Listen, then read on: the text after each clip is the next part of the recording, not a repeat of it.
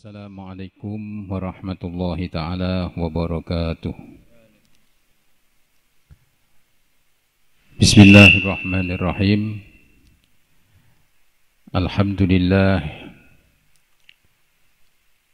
Alhamdulillahilladzi hadana lihada wa ma kunna linahtadiya laula an hadanallah. Asyhadu an la ilaha illallah wahdahu la syarika lah wa asyhadu anna Muhammadan abduhu wa rasuluhu la nabiyya ba'dah. Allahumma salli wa sallim wa barik ala sayyidina Muhammadin miftahi babi rahmatillah adada ma fi ilmillah. Salatan wa salaman daimaini bidawami mulkillah wa ala alihi wa ashabihi adada kulli zarratin alfa marrah. Amma ba'd.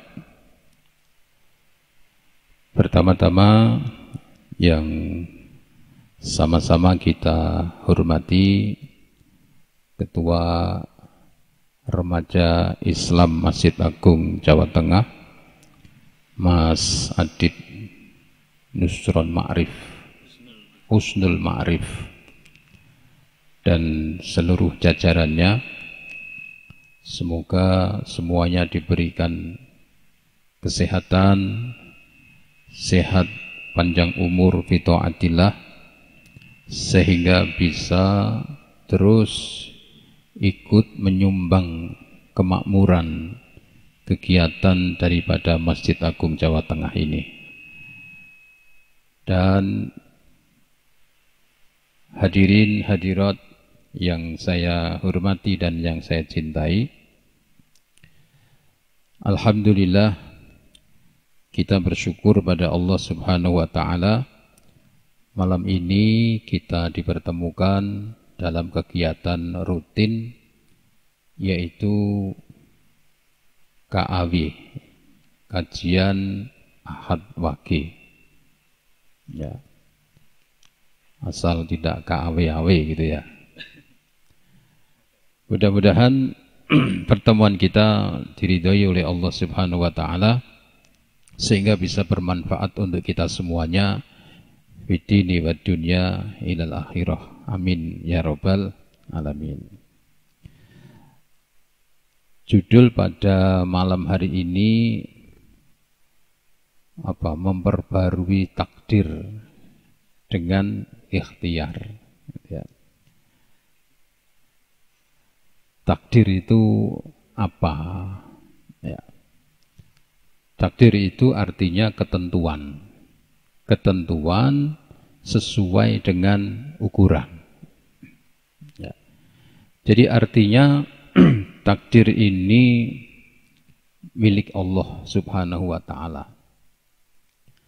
Hanya Allah yang mengetahui tentang apa yang ada di dalam hambanya ini. Jadi kadang-kadang kita ini berdoa tapi tidak memahami. Mudah-mudahan diberikan panjang umur. Setiap tahun minta panjang umur. Kalau ini terus dituruti oleh Allah Subhanahu wa ta'ala sampai umur 100, kira-kira enak apa tidak itu panjang umur? Ya.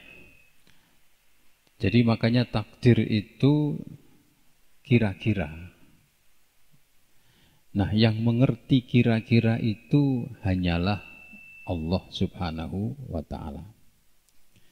Akan tetapi sebelum kita berlanjut ke masalah takdir, maka ada hal yang perlu kita ketahui dalam kehidupan ini, bahwa hidup di dunia ini kita harus memahami ada yang namanya syariat, ada yang namanya hakikat. Ini dua ini tidak boleh kita tinggalkan. Syariat itu artinya aturan. Di mana manusia itu terikat dengan yang namanya aturan. Jadi aturan itu aturan main, kalau saya mau keluar pintu itu, maka saya harus berjalan. Itu namanya syariat. Kalau saya ini mau mendapatkan uang, maka harus mencari. Ada dengan cara bekerja, ada dengan cara meminta, ada dengan cara meminjam, itu namanya syariat. Ya, jadi harus dengan upaya. Tapi kalau hakikat itu beda. Hakikat itu walaupun orang sudah berusaha, tapi kalau hakikatnya Allah tidak memberi, ya tidak bisa.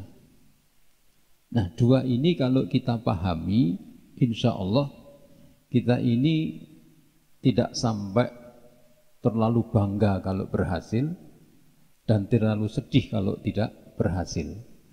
Karena semua itu sudah dalam ketentuan Allah Subhanahu wa ta'ala. Jadi kalau yang namanya ikhtiar itu tidak perlu dibahas. Namanya ikhtiar itu tidak perlu dibahas. Karena apa?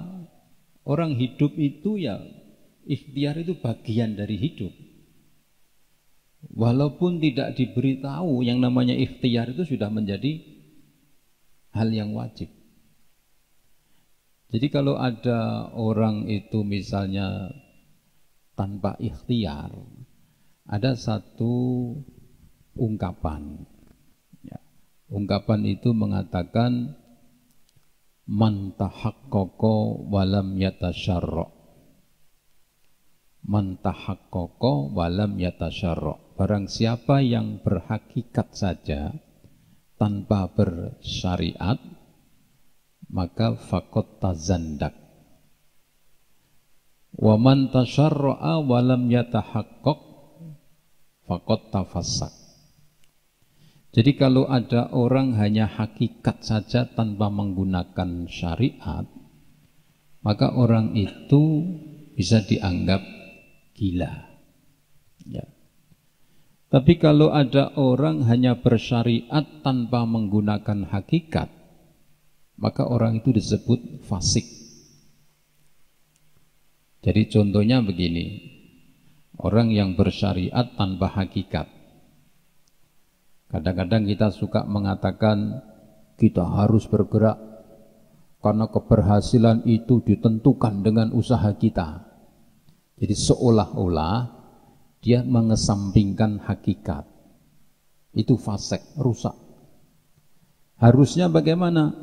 Insya Allah dengan usaha kita maka akan menghasilkan yang ya kita inginkan. Kadang-kadang orang itu hanya bersyariat saja tapi tidak berhakikat. Tapi kalau ada orang berhakikat saja tanpa syariat, dianggap orang gila. Begitu. Tengok-tengok, lah kowe ora golek duit, kok kabeh kan takdire Gusti Allah. Nek takdire entuk ya ndelalah teko dhewe. Kan begitu. Lah kowe ora usaha, kabeh kita usaha, kowe kok ning omah dhewean. Wis to, pokoke kabeh kuwi rejeki saka Gusti Allah. Nek memang rejeki ndilalah. Ndilalah dengkulmu kuwi. Lah kowe ning omah ora golek duit saka ndi entukmu duit. Kan begitu. Jadi dua ini harus kita pahami. Ya. Jadi kalau yang namanya memperbarui takdir dengan ikhtiar itu ora usah diomongi, kuwi wong wis paham kabeh. Ya, semua itu dalam kehidupannya berkeinginan untuk memperbarui artinya lebih baik. Kan begitu. Sing asale ora ayu, piye carane ben dadi ayu. Kan begitu perawatan. Perawatan wae takok kono iki piye apik ora. Ini namanya bagian ikhtiar itu sudah biasa. Kan begitu. Nah, yang paling penting itu tadi itu, pokoknya dua. Jadi jangan sampai kita ini meyakini bahwa dengan ikhtiar itu takdir pasti berubah, tidak. Karena Allah ini maha mengetahui. Maha mengetahui. Saya sering bercerita di dalam pengajian-pengajian, ini pernah terjadi pada diri saya ngalami. Ada orang itu datang ke rumah saya. Kebetulan dia supir becak. Ke rumah saya, dia curhat sama saya. Nyuwun sewu, kula niki penasaran. Kula niki badhe tanglet kalih panjenengan. Nggih, napa Pak? Pun mlebet riyen jagung di dalam. Dia cerita, kula niki supir becak. Kula nggih pun ikhtiar. Kula nggih pun usaha nggih ndonga. Ben dinten niku kula salat duha, nggih kadang 8 rakaat, kadang 6 rakaat. Kula niku nek badha salat maghrib kula mboten nate ninggal maos surat Waqiah. Sing jare para kiai, nek salat duha kuwi nglancarke rezeki. Jare para kiai nek maca surat Waqiah ba'dal maghrib kuwi jare dijamin ora fakir selawase. Lah kula niki kok sak prono sak prene kok supir becak terus. Saya nggak bisa jawab. Nggak bisa jawab, tak deloki. Akhirnya saya ngomong begini, ngeten mawon Pak, jenengan wangsul riyin, terus jenengan teng griya kan gak ada kaca, gak ada, pun jenengan monteleng ning kaca, mungkin jenengan entuk jawabane, ngaten. Maksudnya pripun? Mungkin jenengan ngelihat deloki wajah jenengan niku, jenengan entuk jawaban. Oh nggih, balik. 3 hari kemudian dia datang ke rumah saya lagi. Datang tuh sudah guyu wis enak gitu wajahnya gitu. Tak pikir Jojo wis sugih iki katanya. Ya tanya, "Pripun Pak? Pun sugih?" "Alhamdulillah." Oh, bukaane nak alhamdulillah. Lho pripun Pak? Aku sing penasaran iki malah niki. Kula wingi pun wangsul sesuai kalih petunjukin jenengan, kula ngaca, kula pentelengi wajah kula niku memang potongan kiri. Sing ngomong wong dhewe iki. Oh nggih, ngoten nggih. Pun kula pun lega. Jadi artinya semua itu sudah ditentukan oleh Allah Subhanahu wa taala. Artinya kalau kita berusaha, kalau tidak menemukan sesuatu, jangan kita ini gelisah, susah dan sebagainya. Ya. Karena memang ini hikmah diatur oleh Allah Subhanahu wa taala. Ya. Jadi kalau berbicara soal ikhtiar itu tidak perlu dibahas. Semua punya keinginan untuk ikhtiar. Tapi yang penting itu kan hasilnya. Begitu. Kalau semua ikhtiar itu dikabulkan, kira-kira ini dunia ini rusak apa ora kira-kira? Semua ikhtiar dikabulkan, rusak dunia ini. Orang ingin memperbarui ekonominya dengan ikhtiar, sing asale ora duit dadi sugih. Ya. Bisa dibayangkan nek sak Semarang wonge sugih kabeh. Terus piye jajan? Kowe meh tuku dawet. Sing dol dawet wonge sugih. Ayo. Kowe meh tuku apa saiki? Amprak mumet. Ya. Sampahmu ning omah mumbruk tak gununge lho. Sing buang sampah wis sugih. Wonge liwat mbok undang, "Lho Pak, ini lho. Ya piye sampai?" "Oh, mboten, kula pun sugih. Meh ngene ra iso, meh ngene ra iso." Nah, ini yang perlu kita pahami. Seandainya kita ini berdoa memohon kepada Allah dengan ikhtiar begini dan begitu, kok ternyata hasilnya tidak sesuai yang kita inginkan, bukan berarti Allah tidak mendengar kita. Tapi bisa jadi permohonan kita ini nanti akan diberikan oleh Allah di akhirat. Karena di akhirat, di surga itu semua sama rata, seneng semua, nikmat semua. Kalau di dunia ini ada yang seneng, ada yang tidak seneng, ada yang bahagia, ada yang susah, begitu. Ya, ini yang artinya perlu kita pahami, ikhtiar itu wajib. Tapi jangan kita terus mendikte Allah bahwa dengan ikhtiar pasti nggak bisa seperti itu. Akan tetapi orang yang ikhtiar itu dia punya kesempatan untuk mendapatkan apa yang dia inginkan daripada yang tidak ikhtiar. Ini secara umum.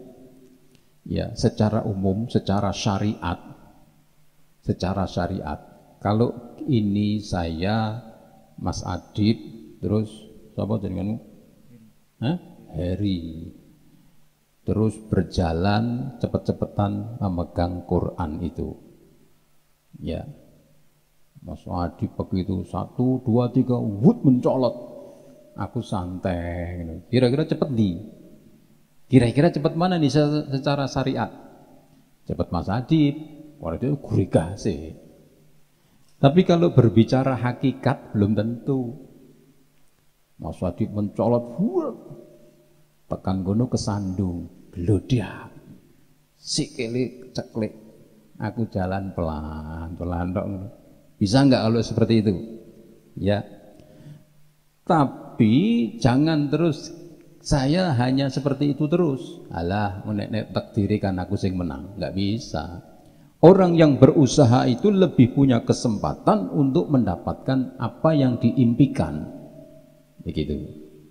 Ya, jadi yang namanya ikhtiar itu tidak perlu dibahas bahasanya seperti itu. Karena naluri manusia itu sudah ada yang namanya ikhtiar. Begitu. Naluri manusia itu akan ada keinginan untuk lebih meningkat. Yang penting itu tadi hasilnya bagaimana. Kadang-kadang Allah itu mencintai kita dengan kondisi yang seperti ini. Gitu.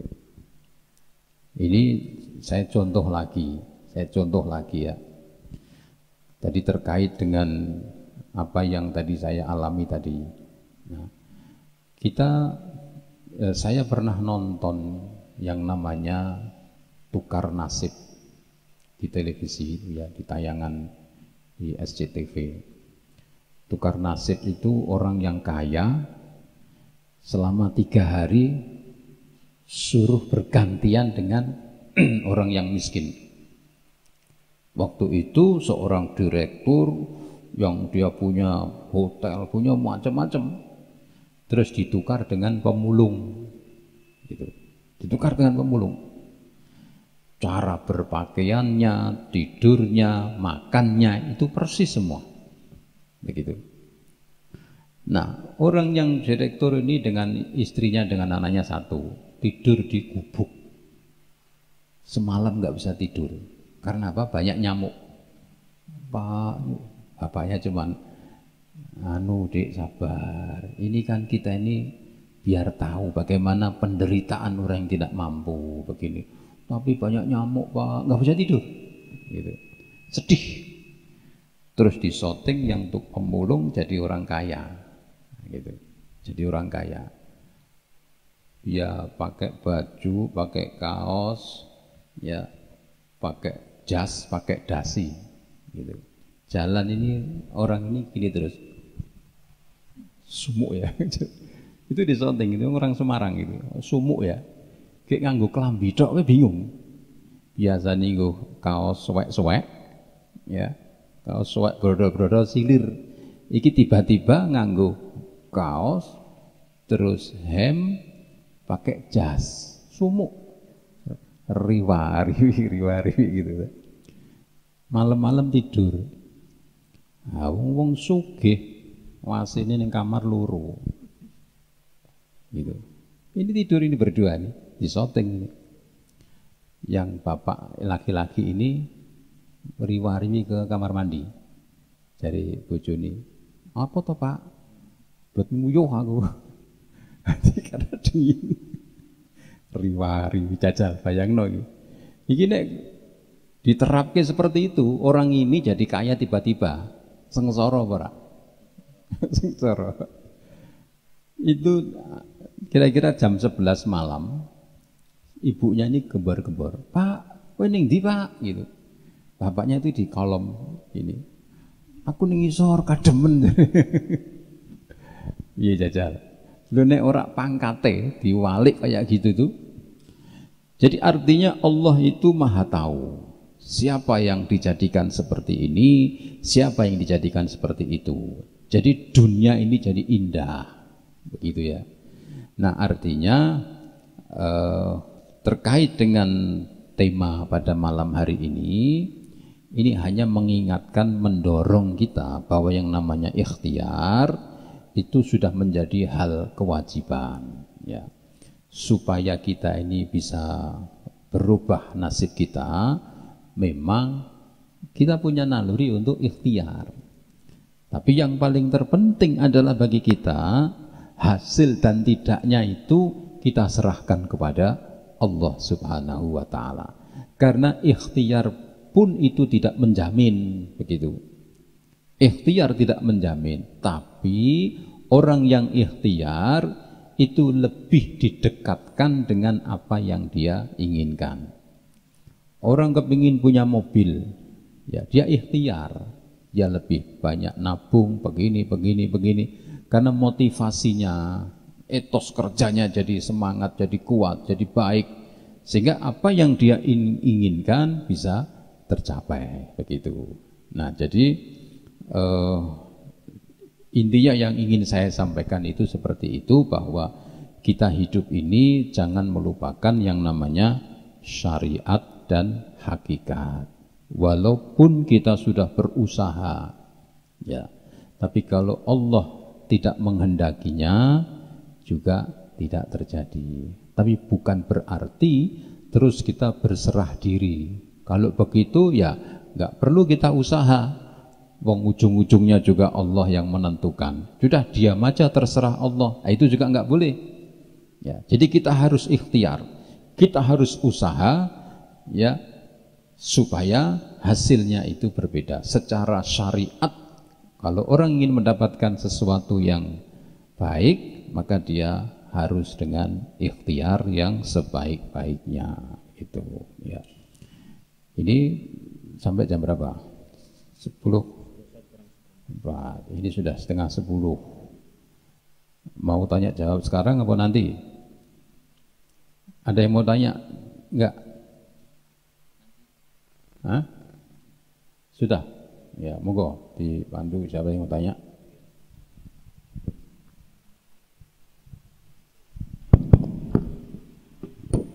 Silahkan dari jamaah yang hadir, yang mau tanya bisa ditulis. Ini ada pertanyaan dari jamaah online Bib. Assalamualaikum Bib, mohon bertanya mengenai jodoh. Ini kan jodoh sudah diatur ya Bib, sudah diatur, sudah tertulis. Tapi semisal kalau diikhtiari itu maksudnya tetap bisa sesuai tema itu kan, merubah takdir dengan ikhtiar. Itu benar gak Bib? Gitu Bib. Ya itu tadi, bahwa kalau kita ingin mencapai sesuatu, ya hendaklah berikhtiar, ya. Jadi ikhtiar itu merupakan hal yang tidak perlu dibahas. Kalau menurut saya seperti itu. Ada ungkapan yang mengatakan man jadda wajada. Barang siapa yang bersungguh-sungguh, maka dia akan mendapatkannya. Ya.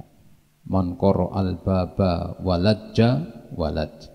Barang siapa yang mengetuk pintu terus, maka akan dibukakan. Begitu. Itu ungkapan-ungkapan yang memang mengingatkan kita, ya, mengingatkan kita supaya kita ini sadar bahwa kita ini punya kesempatan yang sama apabila kita mau berikhtiar. Karena etos manusia itu kan beda-beda. Etos manusia beda-beda. Semangat manusia itu beda-beda. Ada orang yang condong berharap.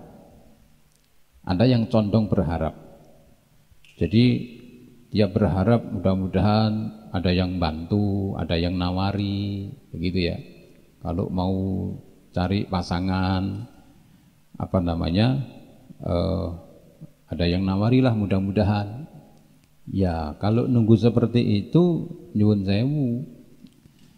Kalau orangnya itu misalnya ganteng, atau orangnya itu cantik, insya Allah diam di rumah aja banyak yang tanya. Anek wajahnya pas-pasan, pas-pasan, pinter ora menarik, tapi ya gue, ya rodok macak-macak sidik lah, bahasanya seperti itu ya. Jadi itu bentuk ikhtiar. Yang penting ora tawa-tawa ning dalan, hei, ya itu yang lain itu seperti itu ya. Jadi ikhtiar itu juga memperbaiki diri itu dengan usaha seperti itu, berpakaian yang rapi, berpenampilan yang baik, akhlak yang baik. Itu mungkin dari sisi itu ada orang yang tertarik. Kalau ya rupane rada ora patek tapi bocahnya pinter, bocahnya gini. Nah, itu bagian dari ikhtiar gitu. Nah, ada orang itu yang pasif, dia tuh sudah wis bolah. Payu ya monggo, ora ya wis terserah. Ya ora payu tenan wong jaman saiki kuwi. Cah wedok, cah lanang kan macak kabeh. Nek kita cuman meneng tok ngono kuwi, ya. Saya kira gitu ya. Mungkin ada lagi? Ayo.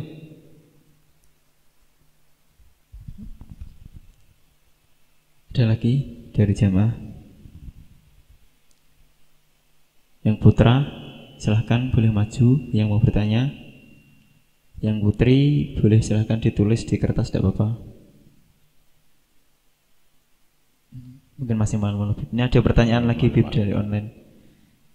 Assalamualaikum Bib, apa bedanya takdir sama ikhtiar? Mungkin ini tadi belum Bib, kurang paham mungkin. Takdir sama ikhtiar. Kalau ikhtiar itu kan usaha. Kalau takdir itu kan ketentuan sesuai dengan ukuran. Jadi takdirnya manusia itu dia meninggal umur 60 tahun misalnya seperti itu. Dengan ukurannya. Karena ukurannya apa? Oh dia sakit, dia begini. Itu namanya takdir. Ada orang cerdas dan sebagainya. Oh karena memang ukurannya sama. Orang tuanya cerdas, bapaknya cerdas, ibunya cerdas, kemudian dimakan yang bergizi dan sebagainya. Itu sudah sesuai dengan ukuran. Atau bahasanya itu, kalau ada anak diberi makanan yang bergizi, dengan yang satu cuma dipakani telo tok, ini kira-kira padha ora? Iki mangane telo, sambel telo, iki daging, terus sayur-sayuran, macam-macam. Iki cerdas, gitu ya.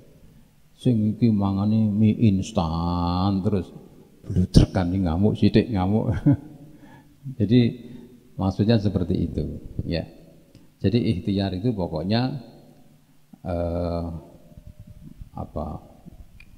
mendekatkan apa yang diimpikan, gitu. Ada lagi Bib, ini Bib. Ya. Dari jamaah. Bib mau izin bertanya. kalau menghakimi diri sendiri sudah melakukan ikhtiar dengan baik, itu boleh atau tidak? Apa? Kalau menghakimi diri sendiri sudah berikhtiar dengan baik gitu loh, Bib. Intinya mungkin dia itu sudah merasa berikhtiar dengan baik, tapi kok maksudnya sudah berikhtiar dengan baik lah, Bib. Intinya dia merasa begitu, tapi itu boleh atau tidak gitu? Ya, boleh-boleh aja. Artinya kita ini kalau sudah berusaha semaksimal mungkin kok ternyata hasilnya belum tercapai, jadi kita husnudzon kepada Allah. Artinya memang Allah mengendaki seperti ini, ya. Tapi yang namanya ikhtiar itu tidak ada hentinya. Ikhtiar itu tidak ada hentinya. Ikhtiar itu harus terus, ikhtiar lahir, ikhtiar batin. Kalau batin itu dengan doa dan sebagainya, siapa tahu. Ya, dulu itu begini, dulu pernah ada cerita. Ada orang itu punya anak perempuan 4, itu belum nikah semua. Bapaknya itu sudah bahasanya woro-woro. Nek ono cah lanang, anakku gini gitu. Tapi itu belum. Satu ketika dia ikhtiar, ada yang mengatakan kuwi mbok teko ning ngene Mbah Yai kae. Mbah Yai kae rodok majeduk, rodok ono keramate gitu. Datang ke kiai itu. Kiainya itu cuma ngomongnya enteng. Omahmu obongen gitu. Malah kon ngobong omahe saja. Balik melaku ini orang ini ngedumel. Kiai kira mudeng aku. Aku njaluk donga mek anakku ben cepet untuk bojo malah omahku kon ngobong. Gitu. Lah yang nganter itu ngomong, bahaya iki nek ngomong ora main-main. Wis obongen omahmu. Begitu. Wis kentekan nakal iki. Wis jajalah bismillah tak obongi omahku. Diobong omahe bual. Moko obong anake kan metu kabeh. Wong kampung iki ndeloki, lho. Iki jebule anak Pak Pardi iki wayu nih lek karuan. Jadi selama ini dia enggak keluar. Enggak ada yang tahu kalau anaknya Pak Pardi ini ternyata wayu-wayu. Itu orang kampung tuh rebutan daftar gitu. Lho itu bagian ikhtiar tuh seperti itu. Diobong omahe, kilangan omah anake 4, 5 payu kabeh. Gitu. Lah nek dekem ning omah terus, lah sapa sing ngerti? Makane gitu, metu. Ora ketang ngubengi tok Masjid Agung, ya. Etok-etok senam gitu lho. Nek ana sing rada ganteng mbok liwati ning ngarepe wer ngene ben deloki. Nek durung deloki ya kowe rada apa sithik lah mlayumu mbok banter-banterke gejrok-gejrok ben deloki. Begitu weruh cah ndi to kuwi? Oh, kuwi Risma JT. Ah, wis aku tak ngomong Mas Adi wae. Itu ya. Jadi ada ikhtiarnya seperti itu. Gitu ya. Ayo, ada lagi? Sudah? Enggak ada lagi yang di sini? Kebanyakan yang jamaah sini via WhatsApp Pak. Oh gitu. Nggih. Oh, iya. Modern jam. Iya, iya. Ini gini, Assalamualaikum, izin bertanya. Apakah terkabulnya doa juga dikarenakan oleh thayyib dan tidaknya makanan atau pakaian yang kita gunakan? Jika ada hubungannya, bagaimana dengan anak yang memang ditakdirkan memiliki orang tua yang tidak terlalu memperhatikan thayyib tidaknya apa yang dimakan dan digunakan? Terus apakah doa itu bisa mempengaruhi takdir juga? Ya. Jadi ada pengertian begini. Ada doa yang namanya dikabulkan, ada doa yang namanya di istijrot, gitu ya. Doa yang dikabulkan itu adalah permintaan yang baik dan diberikan oleh Allah dengan baik. Kalau yang istijrot itu permintaan yang tidak baik dan dituruti oleh Allah. Begitu. Misalnya ada orang berdoa, ya Allah mudah-mudahan dia jangan berhasil, yang berhasil saya saja. Itu kan doa tidak baik. Dan ternyata betul orang itu tidak berhasil, saya yang berhasil. Apakah ini Allah mengabulkan? Bahasanya kalau mengabulkan itu Allah meridhoi. Tapi Allah menurutinya itu dengan pengertian istijrat. Istijrat itu dilulu, ya, dijor. Tapi kalau doa yang baik kemudian diwujudkan, dituruti oleh Allah, itu namanya doa dikabulkan. Nah, kalau ada orang minta kepada Allah permintaan yang baik, kemudian tidak dituruti oleh Allah, bukan berarti Allah itu tidak mengabulkan. Tapi semata-mata bisa jadi kalau orang itu dikabulkan oleh Allah malah jadi tidak baik.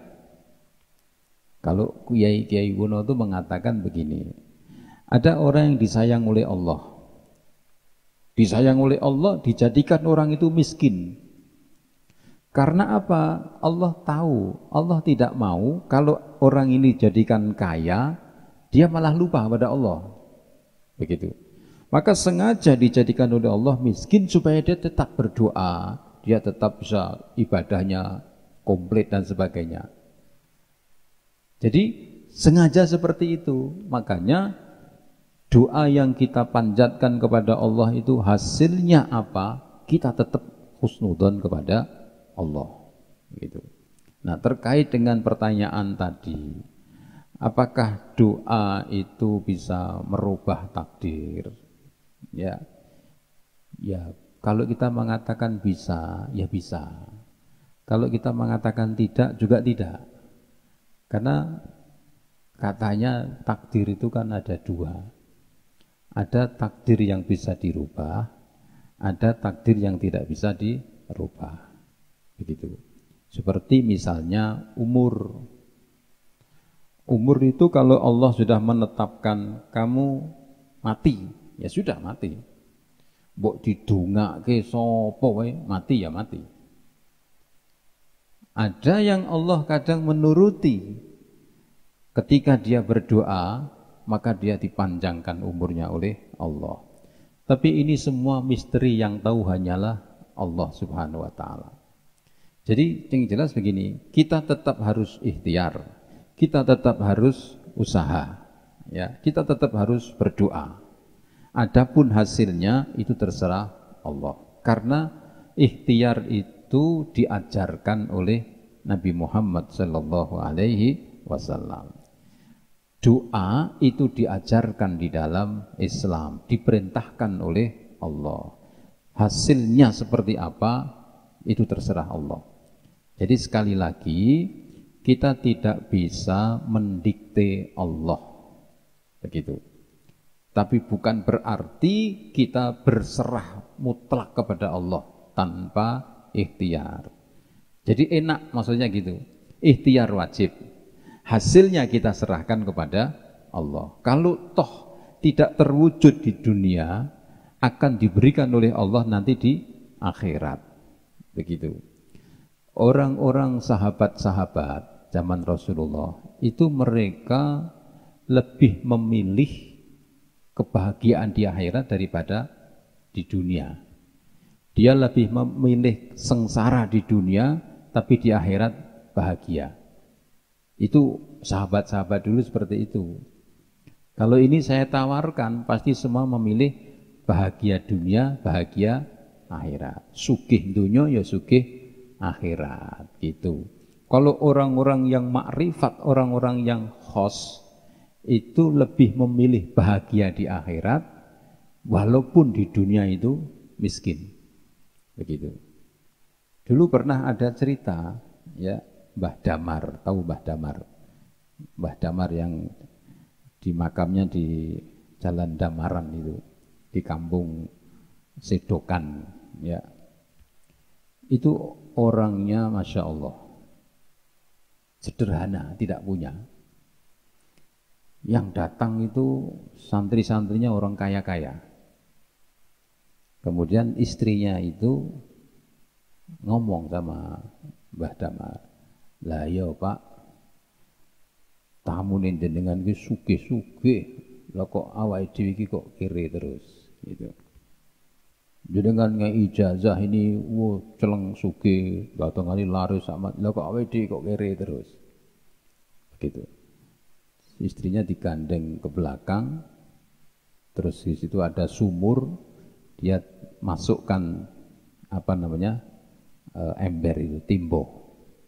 Setelah diangkat, timba itu ada emasnya penuh. Kata Mbah Damar apa? Iki arep mbok jaluk saiki apa mengko ning akhirat. Gitu. Kira-kira nek kalian ini kira-kira diambil sekarang apa nanti kira-kira? Kini kok jikuk saiki kok wae di ning akhirat ora ndek apa-apa. Tapi nek ora kok jikuk akhirat bakal sugih. Istrinya Mbah Damar, ya. Nek bojoku beda.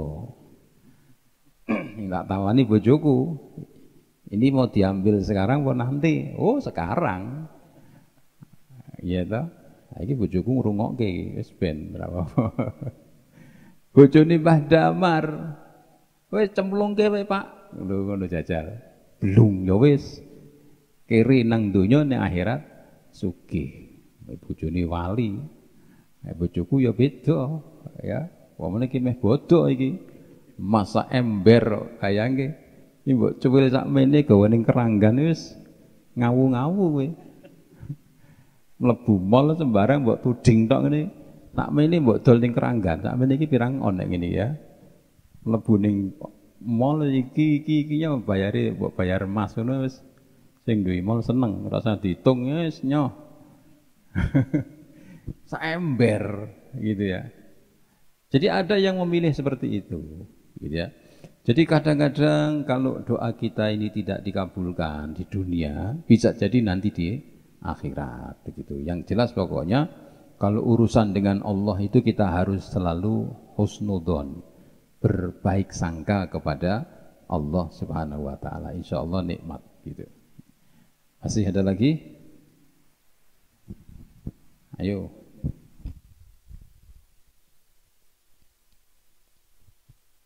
Satu lagi terakhir ya. Ini gini Bib, tadi kan membicarakan tentang syariat, hakikat, terus pernah dengar itu ada tarekat, makrifat.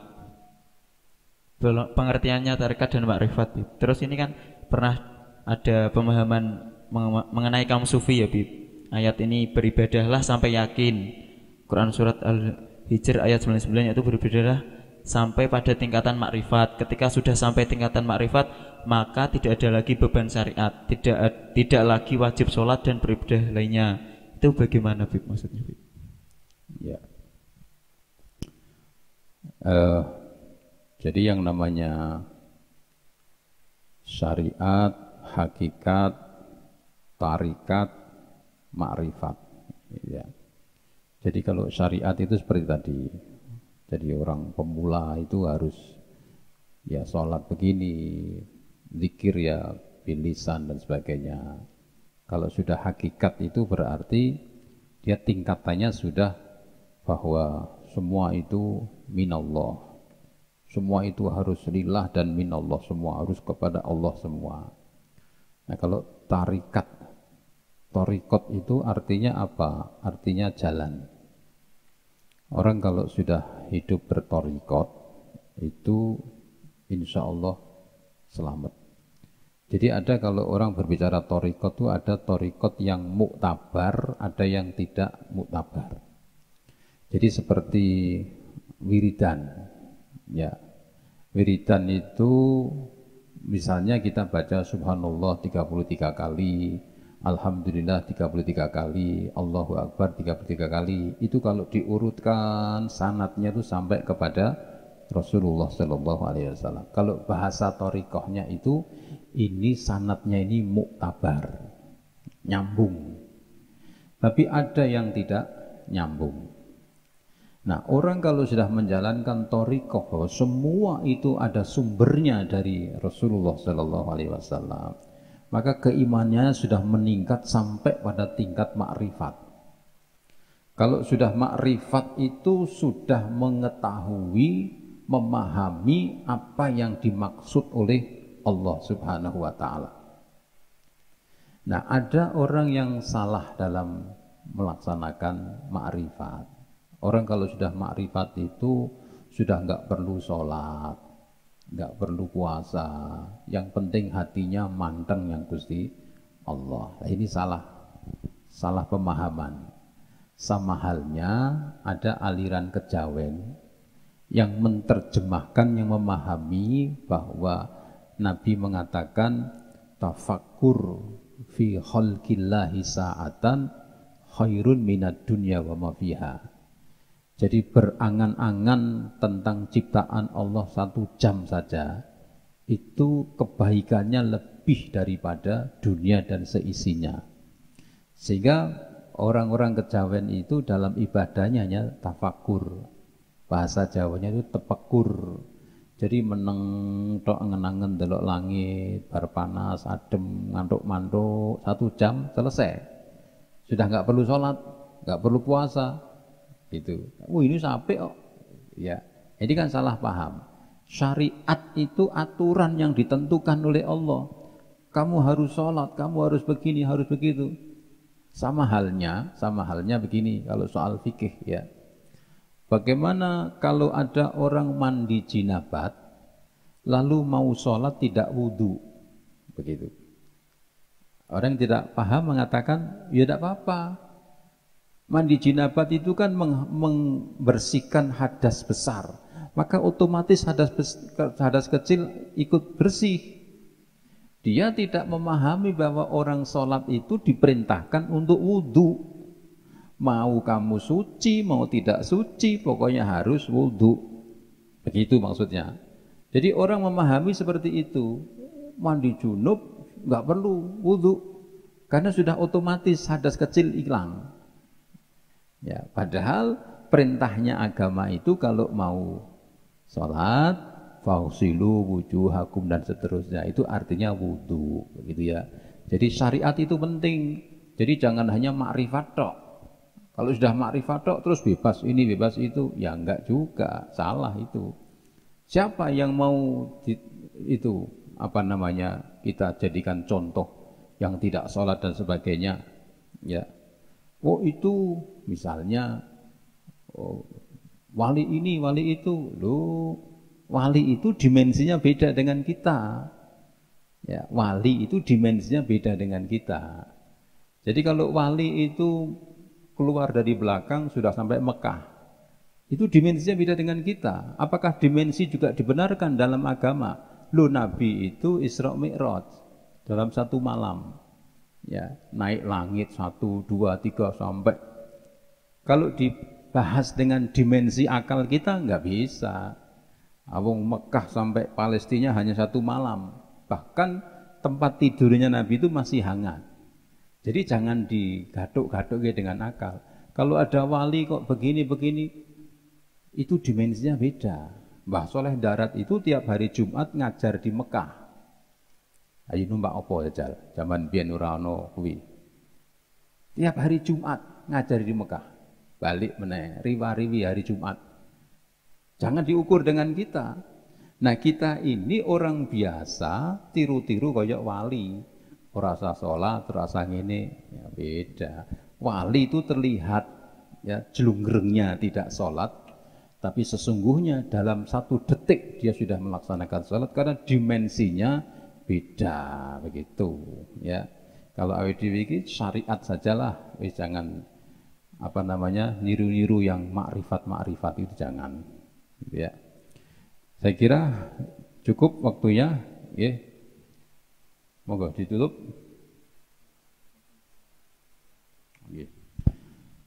Al-Fatihah. Billahi minasyaitonir rajim. Bismillahirrahmanirrahim. Alhamdulillahirabbil alamin. Bismillahirrahmanirrahim. Allahumma hdina fiman hadait wa afina fiman afait وتولنا فيمن توليت وبارك لنا فيما أعطيت وقنا برحمتك شر ما قضيت وحسبنا الله ونعم الوكيل ولا حول ولا قوة إلا بالله العلي العظيم اللهم إنا نسألك العفو والعافية والسلامة والاستقامة والقناعة والسعادة في الدين والدنيا والآخرة ربنا آتنا في الدنيا حسنة وفي الآخرة حسنة وقنا عذاب النار صلى الله على سيدنا محمد وعلى آله وصحبه بارك وسلم الحمد لله رب العالمين تقبل الله منكم